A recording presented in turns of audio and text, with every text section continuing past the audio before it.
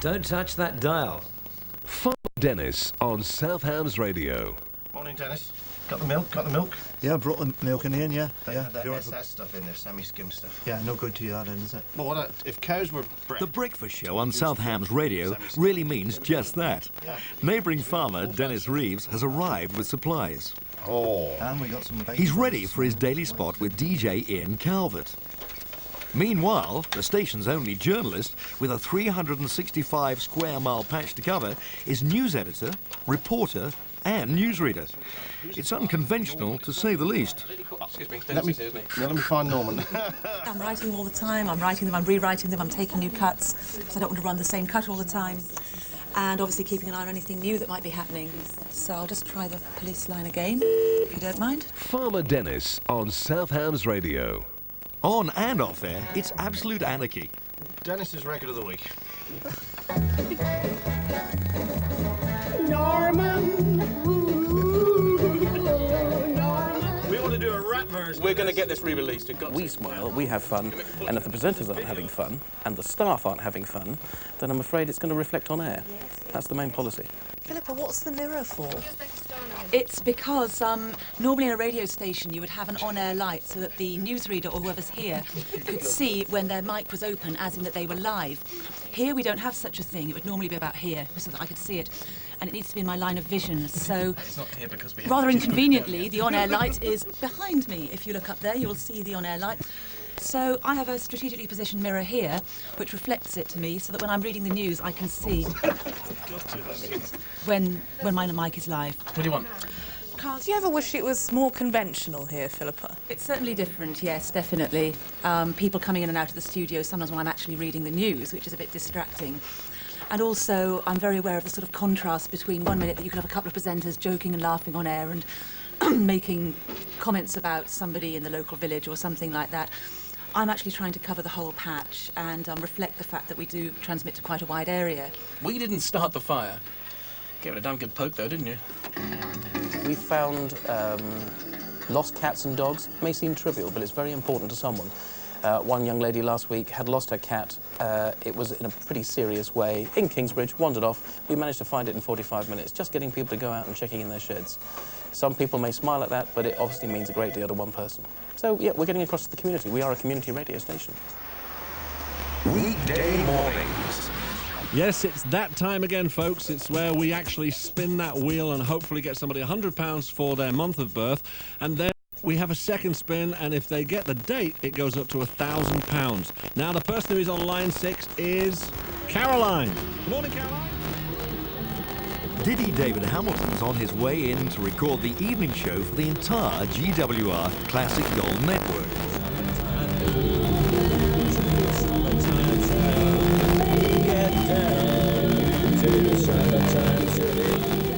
Harry Cornblake. Harry Monster. Headline Traffic News. The DLT Breakfast Show. Great music. Simon and Yvonne Elliott have been dedicated Plymouth Sound listeners for almost 15 years. DLT's there again. Thank you, Dave. Now, a lot of people, when they get on the phone to me, they usually tell me... The listening figures are up. to get on it. Is that The DJs who began the commercial radio revolution in the 60s are convinced it's the formula for the future.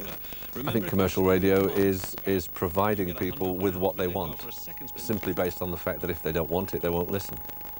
People are in a business, and the businesses are there to make money, which is fine.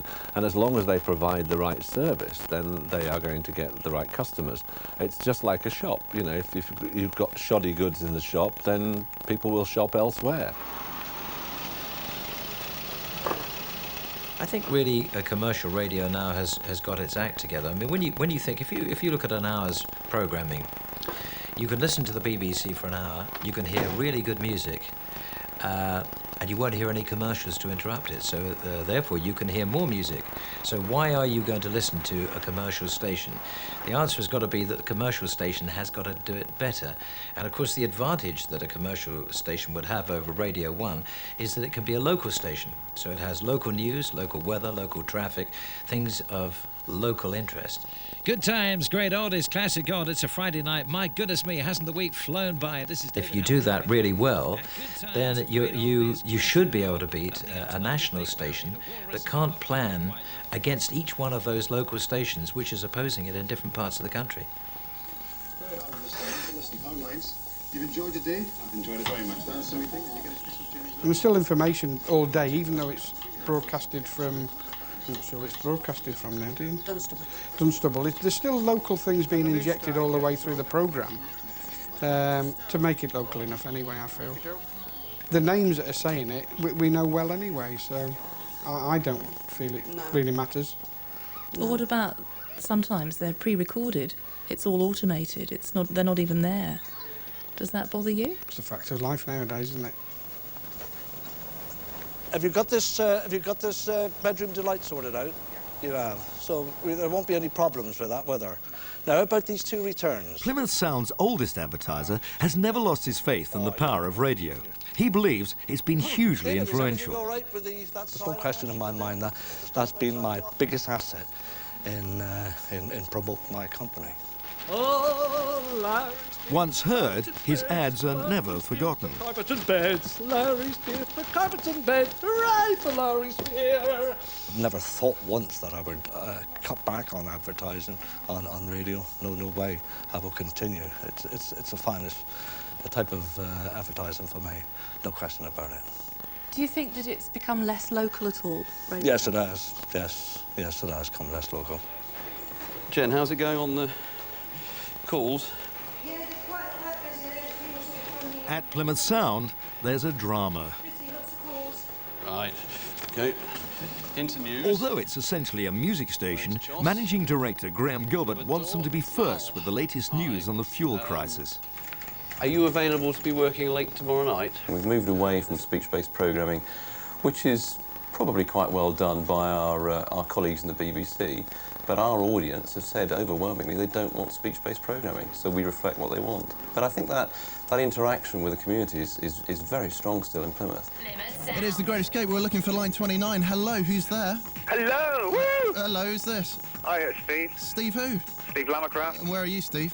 Oh, I'm actually in Catdown. Our obligation to localness is very commercial. If we don't achieve what people want, they will leave us, vote with their ears, and we won't be a successful radio station. We do actually have to work within a framework that the Radio Authority, the UIBA body, set out. That's called a format. And it's a page of A4 which sets out that, for example, at Plymouth Sound, 16 hours of programming Monday to Friday should be locally originated.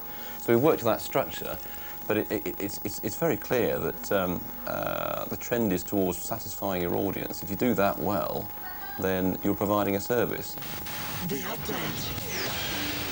5,000 jobs are at risk in Britain's textile industry. Coats Viella is to sell off its contract clothing business, which supplies Marks & Spencer. In addition, the company says it'll also be pulling out of home furnishings.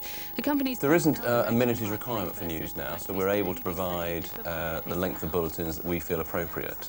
If there's a big story that breaks, then we will extend our news bulletins to cover that big story. Request lunch for Wednesday for A1's Take On Me. We'll play it next.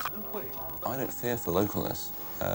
I think that the better performing stations in this country are those that reflect what people want locally.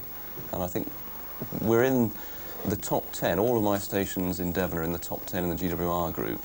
And I think we're just about getting it right here.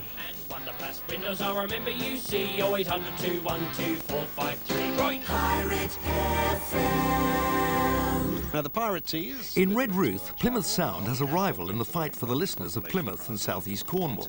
Small studios, but cutting-edge technology. Our news team concentrates very much on local news here at the moment. Joseph Swain's been MD since Pirate launched in 1992. The station's an unlikely success story. We try and do it as effectively as possible. We're a commercial radio station, so we have a vast array of young, dynamic radio salespeople who hopefully make sure that the profit line continues week in, week out. The day we went on air, BBC Spotlight ran a story saying we'd be lucky to remain on air for 6 months because of the economic state of this area and the fact commercial radio wouldn't work. Apart from the apology letter in the safe, we spawned a group of 14 radio stations. We trade very profitably, have done every year since we went on air, and it was just totally wrong. So who's winning in Plymouth? I would imagine any radio station that has the name of the city at the front and has been there for 25 years ought to be ahead and remain ahead. But in fact, with our 2 FM services, we are relatively close. And the name's Big Bum, not Big Bum, Bum Bag. Should we get that right? The name's Bum Bag, Desktop Publishing, and Global Warming. Yet Pirate has jointly funded South Hams Radio with the GWR Group. That's worth £50. We put our 20% in for a very, very simple reason. We believe in local community radio.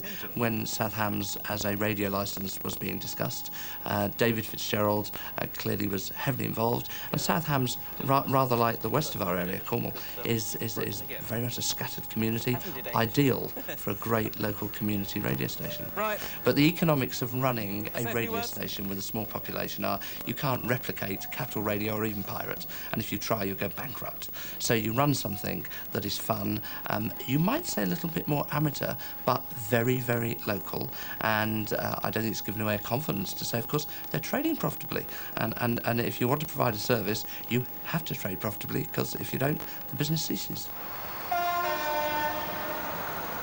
A new age of digital radio will soon bring hundreds more stations. It'll get a poor reception from those with their own transmitters standing by to broadcast, but without a license. Digital radio is the future. It really is the future.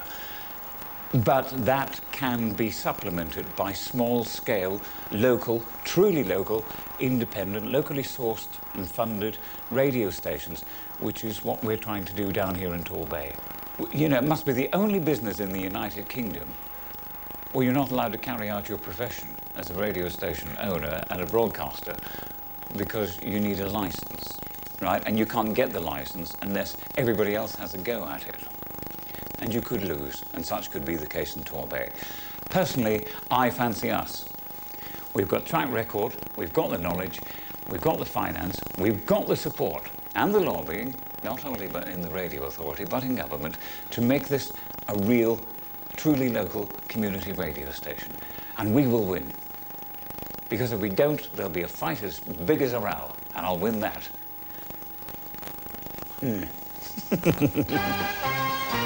A few dedications now, pop we go. Mark Vinyl first, hey pop-tastic pictures, mate. Sensational sound from John McGuffock, well done. Duncan Coventry and Zoe Tugwell, what a team. Shani Adams stuck the whole thing together with the finest DJ gluey stuff. You can hear it thanks to Jeremy Locke, dubber-tastic, mate. And whoops, she did it again, not forgetting Julie Benson. We personally think she couldn't even direct traffic. Hey, where am I working next week?